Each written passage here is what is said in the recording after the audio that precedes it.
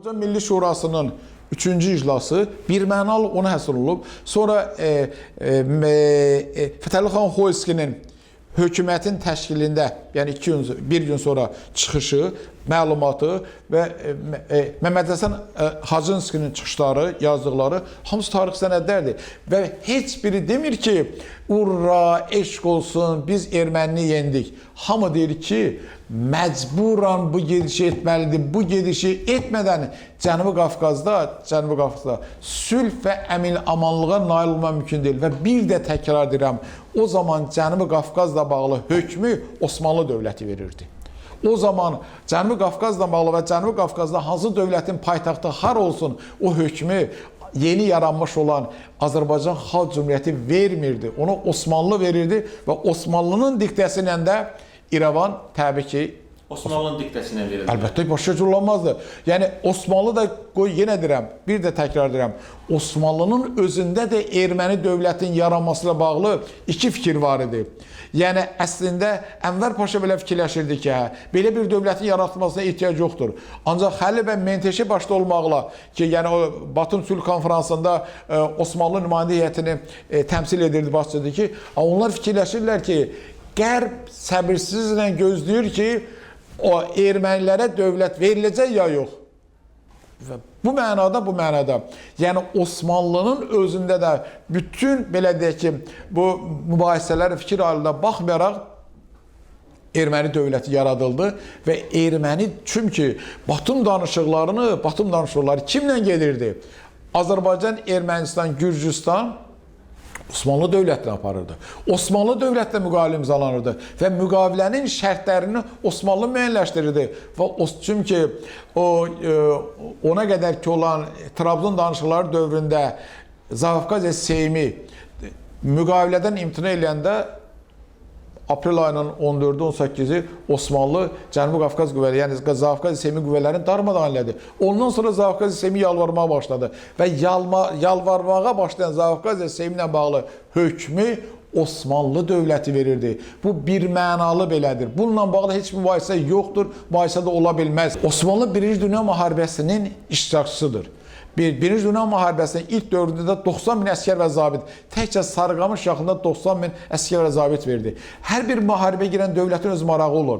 Dövlətin marağı kiminsə marağı olmur. Dövlətin marağında belədir ki, Osmanlı da vaxtı ilə 1829-cu il Ədirnə müqaviləsində, 1877-78-ci il San Stefano müqaviləsində nəticələn müqavilədə, ondan sonra da Birinci Dünya Müharibəsi ilk illərində nə qədər torpaq itiribsə, o torpaqları yenidən alsın. Hələ imkanı varsa ondan da artıq eləsin. Doğrudan da elə oldu.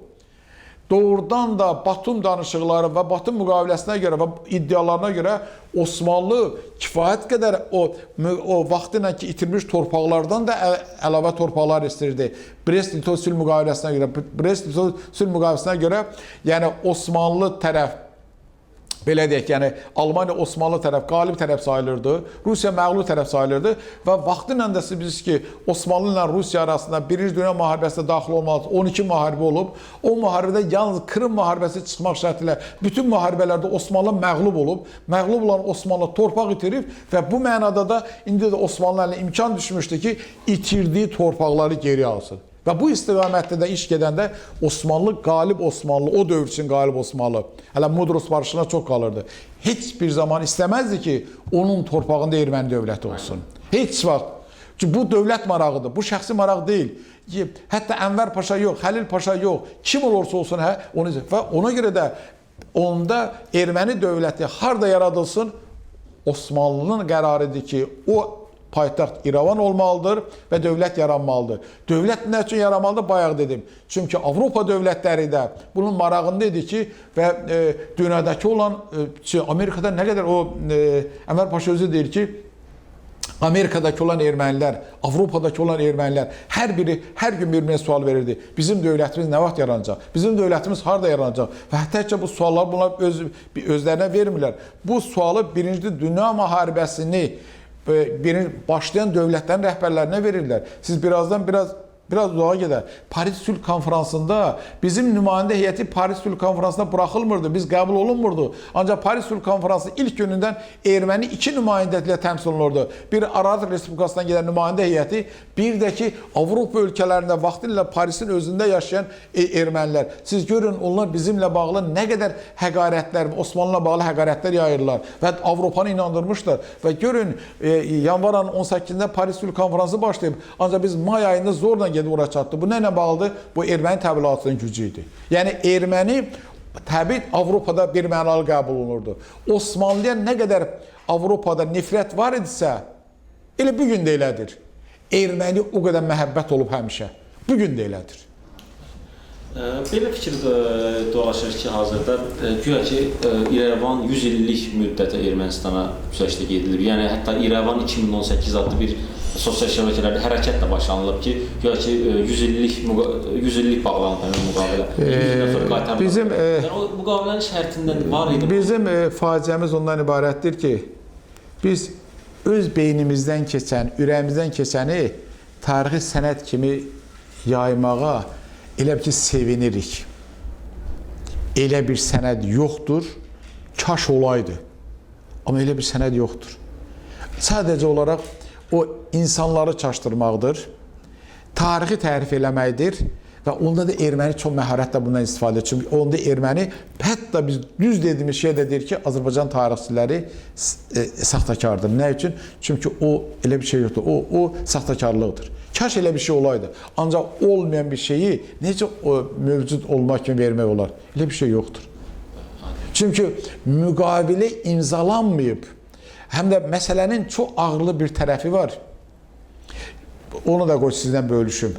Azərbaycan Xalq Cümhuriyyəti rəhbərliyi güya o deməsəydi ki, yaxşı biz razıyıq, əl qaldırıb, yəni belə deyək, protokollu deyirəm. Erməni neyinəcək? Erməni onsuz da gedəcəkdi də. İrəvan çevrəsində 10 minlərlə erməni hərbisi vardı. Azərbaycanın bir nəfər yoxdur. Kim onlara deyəcəkdi ki, oraya getməyin? Bir nəfər Azərbaycanlı əskər yoxdur. 10 minlərlə erməni əskəri İrəvan çevrəsindədir. Osmanlıda öz marağını, bir daha deyirəm, təmin eləməyən o silahlı dəstələr İrəvan çevrəsindədir. Onlara kim deyəcəkdi ki, getməyin ora? Yenə deyirəm, tarix ehtimalı sevmir. Ancaq mən ehtimal demirəm. Mən reallığı deyirəm ki, o dövrün sənədlərindən bir mənalı olar. Biz bilirsiniz necə müqayisə edeyim siz üçün. 1918-ci ilin mart soyqırımından sonra, bugün indi bu veriliş gedir, bu Bakı şəhərində hansı insanın imkanı varsa Bakıdan qaçmışdı. Bakıdan bir dənə imkanlı adam yox idi ki, bu Bakı erməninin əlində idi. Hələ sən fikirləş ki, Qərbi Azərbaycan dediyimiz ərazidə, İrəvan çevrəsində isə bir mənalı erməni hərbi hissələridir. Necdənin hissələri, Trojon hissələri, Amazospolun, Andranikin, bunlar hamısı hərbi hissələrdir və bunların silahının sayı hesabı yoxdur. Və bunlar Osmanlıdan yaralı kimi, elə ki, yaralanmışdılar. Osmanlı ərazisində dövlət yarada bilməmişlər. Bugün bunların gözündə harada türk müsəlman varsa o məhv edilməlidir. Yaxşı, may ayının 28-də elan olunan dövlətin nəyi var idi ki, deyədi ki, İrəvana dəymin? Nə? Bu biri tərəfdən də axı məcbur olunurdu ki, bunu elan etməli idi.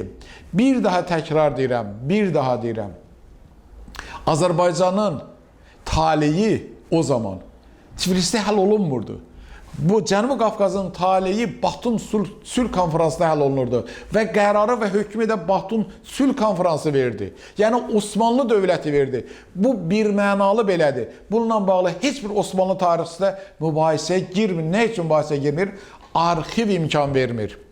O dövr, amma biz desək ki, 1918-ci il oktyabrın 30-da Mudros barışığından sonra Osmanlı bunu edib, hamı deyəcək yalandır. Nə üçün? Artıq Osmanlı məğlub dövlətidir. Noyabr ayının 10-da Osmanlı istəməsə də Nuri Paşa, buradakı rəhbərli ordu Bakı şəhərini tərk etdi.